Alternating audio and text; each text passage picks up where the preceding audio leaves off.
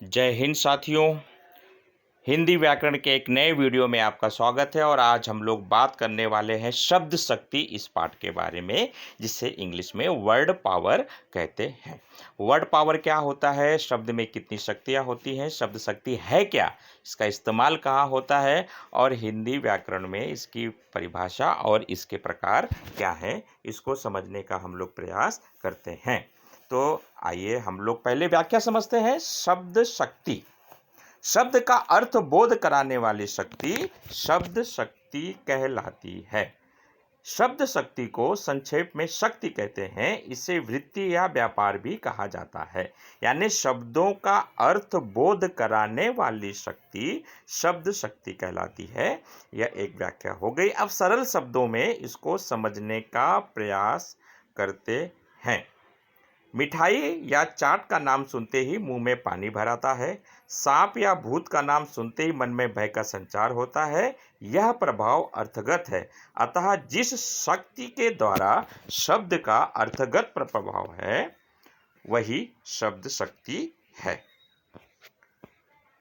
अब हिंदी के रीतिकालीन आचार्य चिंतामणि, बहुत सारे साहित्यकारों ने शब्द शक्ति के बारे में लिखा है, तो उसमें से हम लोग आचार्य चिंतामणि के शब्दों को समझते हैं। जो सुन पड़े वो शब्द है, समझो परे सो अर्थ, यानी जो सुनाई पड़ रहा है वो शब्द ही है, शब्द है, और जो हम समझ रहे हैं वही शक्ति है। तो स्पष्ट है कि जो ध्वनि हमें सुनाई पड़ती है वो शब्द है, और उस ध्वनि से हम जो संकेत या मतलब ग्रहण करते हैं उसका अर्थ है शक्ति। तो शब्द से अर्थ का बोध हुआ, अतः शब्द हुआ बोधक और अर्थ हुआ बोध्य। तो जितने प्रकार के शब्द होंगे उतने ही प्रकार की शक्तियां होंगी। शब्द तीन प्रकार के वाचक, लक्षक एवं व्यंजक होते हैं। इन्हीं के अनुरूप तीन प्रकार के अर्थ है वाक्य, लक्ष्यार्थ एवं व्यंग्यार्थ होते हैं। शब्द और अर्थ के अनुरूप ही शब्द की तीन शक्तियां अभिधा, लक्षणा और व्यंजना होती हैं। तो इसके प्रकार में हम समझ सकते हैं, तीन होते हैं, अभिधा, लक्षणा एवं व्यंजना। तो पहले शब्द शक्ति को एक सामान्य शब्दों में समझने का प्रयास करें। शब्द का अर्थ बोध कराने वाली शक्ति शब्द शक्ति कहलाती है। शब्द शक्ति को संक्षेप में शक्ति कहते हैं। इसे वृत्ति या व्यापार भी कहा जा सकता है। तो यहाँ पर एक उदाहरण हम लोग देख सकते हैं, जैसे मिठाई में रसगुल्ले का नाम सुनते ही मुंह में पानी भर आएगा। तो मिठाई जो शब्द है, लेकिन उसकी शक्ति क्या है, मुंह में पानी भरा रहा है, पावर है, ताकत है। सांप या भूत का नाम सुनते ही मन में भय का संचार हो जाता है। तो सांप नामक शक्ति जैसे ही आप सुन लेंगे आप घबरा जाए। तो जो घबराना है वही उसकी शक्ति है। प्रकार में हम लोग देखते हैं तीन प्रकार, अभिधा, लक्षणा और व्यंजना। तो शब्द शक्ति को किस प्रकार से हम लोग अभिधा, लक्षण और व्यंजना, ये क्या है। अभिधा वाच्यार्थ, मुख्यार्थ में अभिधा है, लक्षणा में लक्षण हमें प्रतीत होते हैं और व्यंजना में हमें व्यंग्य या व्यंजनार्थ होता है। तो शब्द शक्ति के प्रकार अभिधा, लक्षणा, व्यंजना, इसको हम लोग समझते हैं।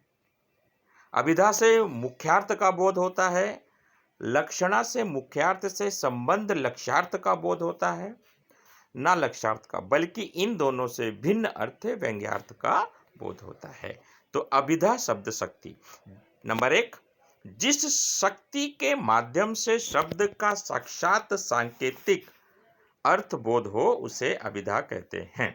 जैसे बैल खड़ा है, इस वाक्य को सुनते ही बैल नामक एक विशेष प्रकार के जीव को हम समझ लेते हैं, उसे आदमी या किताब नहीं समझते। यहाँ बैल वाचक शब्द है जिसका मुख्यार्थ विशेष जीव है। परंपरा, कोश, व्याकरण आदि से यह पूर्वजातीत है, यानी पहले से पता है।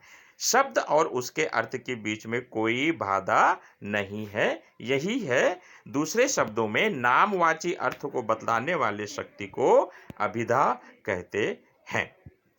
तो बैल खड़ा है, इस वाक्य को सुनते ही बैल नामक एक विशेष प्रकार के जीव को हम समझ लेते हैं कि उसके चार पैर होंगे, उसके सींग होंगे। उसका दूसरा कोई अर्थ नहीं है कि बैल के कोई दूसरे शब्द या दूसरे अर्थ नहीं है। तो यहाँ पर अभिधा है। दूसरे शब्दों में नामवाची अर्थ को बतलाने वाली शक्ति को अभिधा कहते हैं। नाम, जाति, गुण, द्रव्य या क्रिया का होता है, ये सभी साक्षात सांकेतिक होते हैं। अभिधा को शब्द की प्रथमा शक्ति भी कहा जा सकता है। तो अभिधा के प्रयोग का उदाहरण हम लोग समझते हैं निराला जी की कविता से। वह तोड़ती पत्थर देखा उसे मैंने इलाहाबाद के पथ पर, वह तोड़ती पत्थर। इन पंक्तियों में कवि शब्द से धीरे धीरे जो अर्थ प्रकट करता है वही अर्थ कविता का है। कवि ने पत्थर तोड़ती हुई स्त्री को इलाहाबाद के पथ पर देखा। इस शब्द शक्ति के द्वारा 3 प्रकार के शब्दों का हमें बोध होता है, ऋण शब्द, यौगिक शब्द और यौगिक ऋण शब्द। अब अभिधा का महत्व क्या है? अब अलंकार शास्त्रियों के अनुसार काव्य में अभिधा शब्द शक्ति का विशेष महत्व नहीं है, लेकिन अभिधा एकदम से महत्वहीन भी नहीं है। आचार्य रामचंद्र शुक्ल का भी इसके अंदर मत है। वो लिखते हैं, जब कविता में कल्पना और सौंदर्यवाद का अतिशय जोर हो जाता है तब जीवन और वास्तविकता पर बल देने के लिए काव्य में भी अभिधा शक्ति का महत्व बढ़ जाता है। अभिधा के प्रकार ऋण शब्द ये जातिवाचक होते हैं, जैसे घोड़ा, मनुष्य, जानवर, पशु, पक्षी। यौगिक शब्द, इन शब्दों का अर्थ बोध, अवयव की शक्ति के द्वारा होता है, जैसे दिवाकर, सुधांशु आदि। योग रूढ़ शब्द, इनका अर्थ बोध, समुदाय और अवयवों की शक्ति से होता है, वहाँ रूढ़ होते हैं। तो अभिधा के प्रकार में रूढ़, यौगिक और योग रूढ़ शब्द होते हैं। नंबर 2 चलते हैं लक्षणा। अभिधा के असमर्थ होने पर जिस शक्ति के माध्यम से शब्द का अर्थ बोध हो उसे लक्षणा कहते हैं। अभिधा के असमर्थ होने पर जिस शक्ति के माध्यम से शब्द का अर्थ बोध हो उसे लक्षणा कहते हैं। इसको जैसे 9 2 11 हो जाना, मुझे देखते ही वह 9 2 11 हो गया, यानी ये एक बोलने का चलन है, यह एक परंपरा है, रूढ़ी कहते हैं इसको। 9 2 11 हो जाना ये मुहावरा है। इसे कहीं भी किसी भी उपलक्ष्य में हम लोग इस्तेमाल कर सकते हैं। मजाक में भी लिख सकते हैं, इसको ताना भी मार सकते हैं। यानी अगर कोई भाग गया तो हम कह सकते हैं कि 9 2 11 हो जाना। अगर कोई बिना बताए भाग गया तो 9 2 11 हो गया। लेकिन यदि इसके बदले में यदि कोई कहे कि मुझे देखते हो 10 20 40 हो गया, तो इसके अर्थ का कोई मतलब ही नहीं है। तो मुझे देखते ही 11 2 9 हो गया, तो इसका भी कोई अर्थ नहीं है। यानी जो रूढ़ी है, यानी जो प्रसिद्ध है, वो 9 2 11 है। खिसियानी बिल्ली खंबा नोचे, नाच न जाने आंगन टेढ़ा।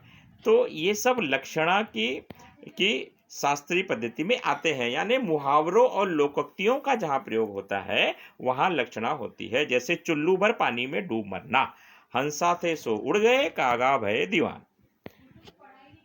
यहाँ पर हम लोग लक्षणा को हम देख सकते हैं। लक्षणा के भेद हैं, अभी हम थोड़ा सा स्किप करेंगे क्योंकि वीडियो बड़ा हो जाएगा। और अभी हम कक्षा 5वीं से लेकर कक्षा 10वीं तक के सिलेबस को कवर कर रहे हैं। तो शब्द शक्ति में अभिधा, व्यंजना, अभिधा, लक्षणा और व्यंजना। तो हम लोग चलते हैं व्यंजना के बारे में। तीसरा, अभिधा व लक्षणा के असमर्थ होने पर जिस शक्ति के माध्यम से शब्द का अर्थ बोध हो उसे व्यंजना कहते हैं। अभिधा व लक्षणा के असमर्थ होने पर जिस शक्ति के माध्यम से शब्द का अर्थ बोध हो उसे व्यंजना कहते हैं। यानी अभिधा और लक्षणा अपने अर्थ का बोध कराकर जब अलग हो जाती है तो वहां व्यंजना शक्ति होती। जैसे सूर्य अस्त हो गया, सूर्यास्त को हमने अलग कर दिया तो सूर्य अस्त हो गया। किसान के हलवाई से कहने पर हल चलाना बंद कर दो।